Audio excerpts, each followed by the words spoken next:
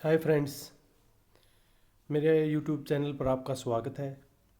आज की इस वीडियो में हम पढ़ेंगे रॉबर्ट फ्रॉस्ट के द्वारा लिखी गई poem the road not taken. ये काफ़ी अच्छी पोएम है। अगर हिंदी में इसके टाइटल की बात करें तो वो रास्ता या वो रोड जो नहीं चुना गया, जो नहीं लिया। अब पोइट बता रहा है इसमें किस थीम के बारे में बता रहा है। वो बता रहा है theme of choice, CHOICE, dilemma. Dilemma है पोइट के मन में, धवंधव। देखो, हर टाइम किसी न किसी, हर आदमी की ज़िंदगी में कभी न कभी एक ऐसा मोड़ आता है, एक ऐसी चॉइस आती है उसके सामने कि उसको दो चीज़ों में से एक चीज़ चूज करनी होती है। एज ए स्टूडेंट बात करें तो हमको टेंथ के बाद अपना फील्ड चुनना होता है कि मुझे आर्ट से +2 करनी है या कॉमर्स से करनी है या नॉन मेडिकल से करनी है। तो हर टाइम आदमी के सामने, आदमी की लाइफ में ऐसे चॉइस आती हैं और उन चॉइस को वो बड़ी समझदारी से अपना ऑप्शन चूज करता है। Same is the case with Robert Frost. वो एक जंगल से जा रहे थे और उनके सामने दो रास्ते थे। उनको एक रास्ता, देखो, एक ही तरफ जा रहे थे वो। अब वो दोनों पे तो ट्रैवल नहीं कर सकते, उनको ट्रैवल करना पड़ेगा सिर्फ एक पे ही। तो वो बात कर रहे हैं उन दो रास्तों की कि पोएट डिलेमा में है कि मैं किस रास्ते को चुनूं और किसको छोड़ दूं। एज ए स्टूडेंट भी, स्टूडेंट्स को यही डिलेमा होता है कि मुझे कौन सा फील्ड परस्यू करना चाहिए, कौन से फील्ड से अपनी फिर आगे ग्रेजुएशन करनी चाहिए। तो ये जो चॉइस है, ये जो डिलेमा है, डिलेमा ऑफ चॉइस, ये हर ह्यूमन बीइंग के साथ होता है, हर एक आदमी के साथ होता है नेचुरली। हर एक आदमी की ज़िंदगी में कभी ना कभी ये होता है। तो उसी के बेस पर ये पोएम रॉबर्ट फ्रॉस्ट ने लिखी है, the road not taken. Two roads diverged in a yellow wood. देखो, पहले ही बात हो गई है two roads. Two roads diverged in a yellow wood. दो रोड, दो रास्ते कहाँ जा रहे थे? इन ए येलो वुड, एक पीले जंगल की तरफ जा रहे थे। येलो वुड का मतलब यहाँ क्या है कवि से? क्योंकि जब ये पोएम लिख रहा है कवि, जब वो सेटिंग या वो जो सिनेरियो है, वो जो सीन है, उसको क्रिएट कर रहा है उन दो रोड्स को, वहाँ रोड के ऊपर, सड़क के ऊपर क्या पड़े हैं? पीले पत्ते पड़े हैं और ऑटम का सीजन है। तो that's why he is calling this yellow wood. Two roads diverged in yellow wood. दो रोड हैं, वो किस साइड जा रहे हैं? इन्हें येलो वुड, पीले जंगल की तरफ। And sorry I could not travel both. And sorry, देखो यहाँ अफसोस भी कह सकते हैं हम कवि को, कि अफसोस है उसको। And sorry I could not travel both, कि मुझे सॉरी, मुझे अफसोस है। I could not travel both, कि मैं दोनों पर नहीं जा सका।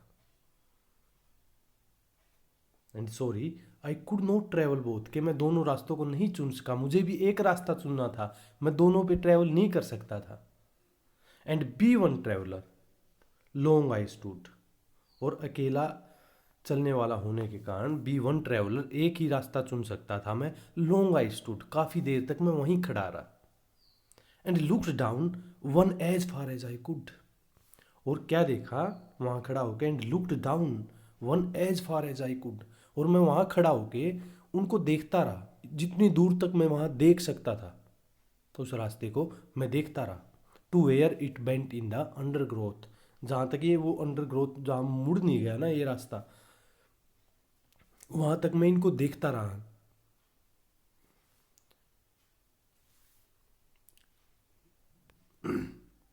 Then took the other as just as fair, फिर उसने उस दूसरे रास्ते को चुना। एज जस्ट एज फेयर, वो भी ऐसा ही था जैसा कि पहले वाला रास्ता था। देखो, फर्स्ट रास्ते को वो कह रहा है कि I look down at one, कि मैं उस पहले रास्ते को देखता रहा जितनी दूर तक मैं देख सकता था। देन टुक द अदर, फिर मैंने दूसरे रास्ते को देखना शुरू किया, वो दूसरे को देखना शुरू किया। एज जस्ट एज फेयर, और ये भी वैसा ही था पहले वाले रास्ते की तरह, साफ था बिल्कुल। As just as fair and having perhaps the better claim, and having perhaps the better claim.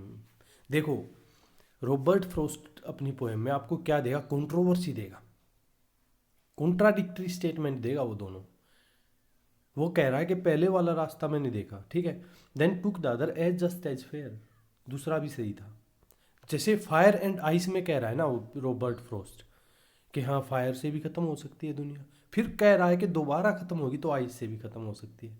वो खुद का कोई भी कंक्लूजन नहीं दे रहा है, लेकिन वो दोनों तरफ कंट्रोवर्सी पैदा कर रहा है, कॉन्ट्राडिक्टरी स्टेटमेंट दे रहा है वो, कि हाँ वो भी हो सकता है, हाँ ये भी हो सकता है। Same is the case with this poem and having perhaps the better claim. अब वो कह रहा है कि जब मैंने दूसरे को देखा तो मुझे लगा कि ये भी अच्छा रास्ता है। Having perhaps the better claim because it was grassy.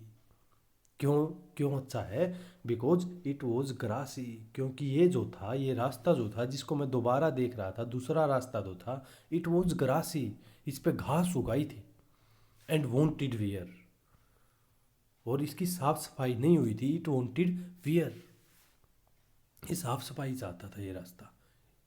It was grassy, इस पे घास उगाई थी। Though as for that the passing there had worn them really about the same. यद्यपि जो भी वहां से गुजरे थे,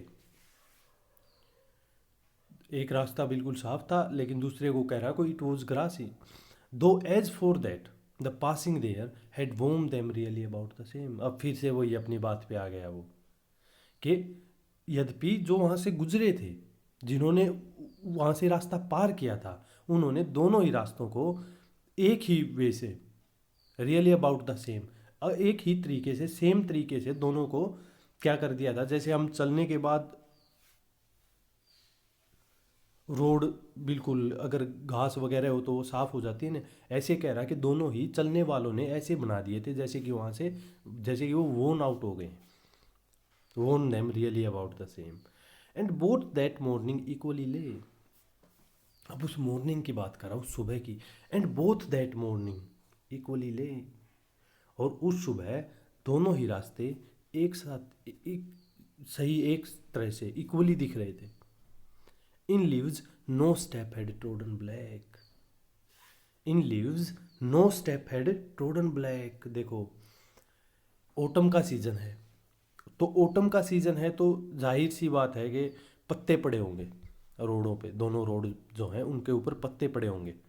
और अगर वहाँ से कोई जाएगा तो उसके पैरों की जो गंदगी होगी, उसके जूतों की जो गंदगी होगी, वो जो पत्ते पड़े हैं उनके ऊपर लगेगी, या बार बार चलने की वजह से वो जो पत्ते हैं वो काले हो जाएंगे।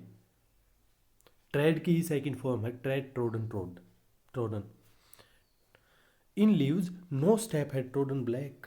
अब कवि कह रहा है कि and both that morning equally lay, कि उस सुबह दोनों रास्ते सही एक साथ ही एक जैसे थे। In leaves no step had trodden black, और जो पत्ते थे उनके ऊपर एक भी स्टेप नहीं था, नहीं लग रहा था ऐसा कि कोई आया है यहाँ पे और यहाँ से गया है।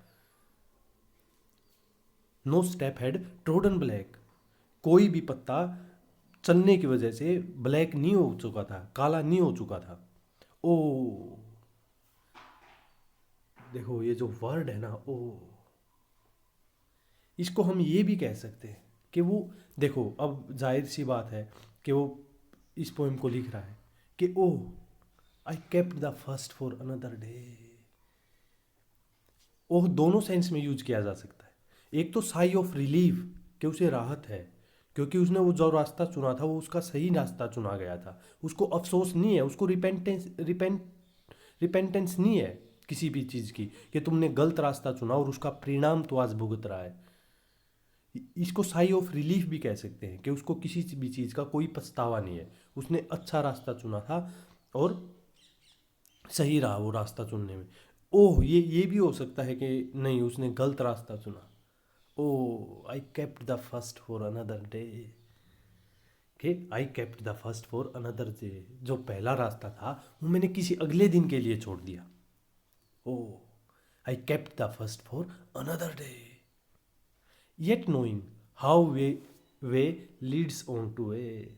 देखो क्या कह रहा है, वहीं फिर वही उसका डिलेमा है ना जो इस पोएट के माइंड का। देखो पहले क्या कह रहा है कि मैंने पहले रास्ते को किसी दूसरे दिन के लिए छोड़ दिया, लेकिन फिर कह रहा है कि yet knowing how way leads on to वे, लेकिन उसको पता है कि एक बार हम चलना शुरू कर देते हैं, how way leads on to वे, वहाँ कैसे चलते रहते हैं हम, बिल्कुल अंदर चले जाते हैं।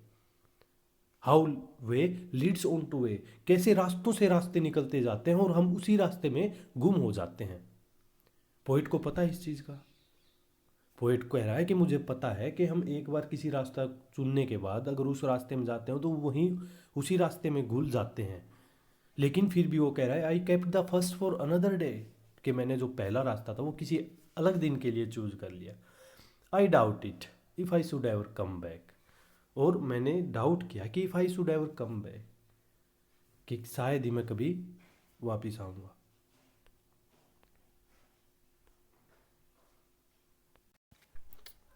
अब ये लास्ट स्टेंजा इस पोएम का, I shall be telling this with a sigh, I shall be telling this with a sigh. अब पोएट उसको आपको बता रहा है उसके डिसीजन के बारे में, कि जो उसने डिसीजन लिया था वो क्या रहा। I shall be telling this with a sigh, ये साई रिलीफ की भी हो सकती है कि हाँ उसने जो रास्ता चुना था वो बहुत बढ़िया चुना था। ये साई एक पछतावे की भी हो सकती है, रिपेंटेंस की भी हो सकती है कि नहीं उसने गलत रास्ता चुन लिया।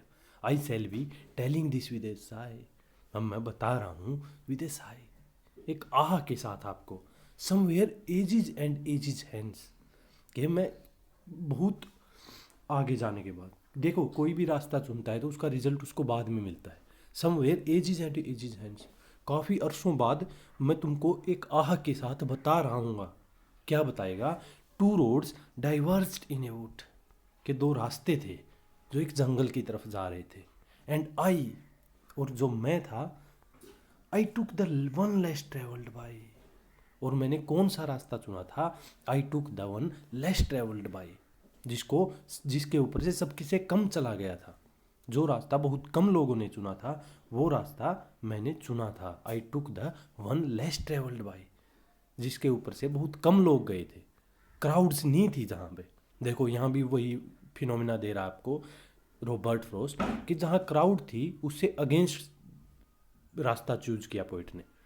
एक तरफ तो क्राउड थी जहाँ बहुत से लोग एक ही रास्ते पे जा रहे थे, पोइट ने उसको चुनने की बजाय कौन सा रास्ता चुना, I took the one less travelled by. और लास्ट में देखो क्या अच्छी लाइन कह रहा है, I took the one less travelled by and that has made all the differences. और इस रास्ते ने, कि जो रास्ता मैंने चुना जिसके ऊपर से सबसे कम लोग गए थे वो रास्ता मैंने चुना, and this way has made all the differences, और इस रास्ते ने सारा डिफरेंस क्रिएट कर दिया। तो फ्रेंड्स ये पोएम थी रॉबर्ट फ्रॉस्ट की, the road not taken. Theme of choice है इसमें, पोएट के मन में जो है वो डिलेमा है, काफ़ी डिलेमा है, एक रास्ते पे खड़ा है कि कौन सा रास्ता चूज करे, दो रास्तों में से एक रास्ता चूज करना है। और लास्ट में वो क्या कह रहा है कि I took the one less travelled by, कि मैंने वो रास्ता चुना जिसके ऊपर से सबसे कम लोग गए थे, and that has made all the differences. Okay friends, अगर वीडियो अच्छी लगी है तो इस पर कमेंट करें, चैनल को लाइक करें और चैनल को सब्सक्राइब करें, वीडियो को लाइक करें और कमेंट ज़रूर करें। Thank you friends, thank you so much.